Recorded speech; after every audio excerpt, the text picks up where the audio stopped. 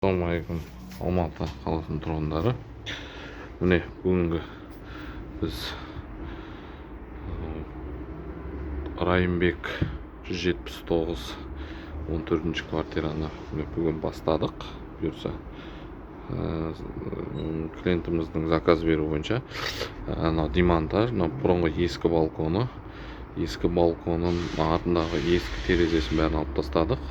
Артқы блоктарын бәрін қойдық. Енді балконын жасаймыз боламыз.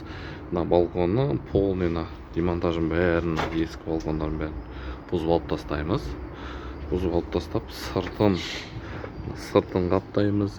Ішіне барлығына суағар жасап, атлеп қоямыз, кондер шығарамыз. Бұйырса, полға каркас құрылады, утепление салынады, бетіне деспі қойылады, онарға линолеум кетеді. Одан екіншісі, мына жақтан уребемен подоконник қойылып, ағаш подоконник қойылады мына жерге. И оған сыртына каркас құрылады, сыртын қапталу үшін. И ішіне каркас құрылады былайынан уребемен, о жаққа утепление салу үшін.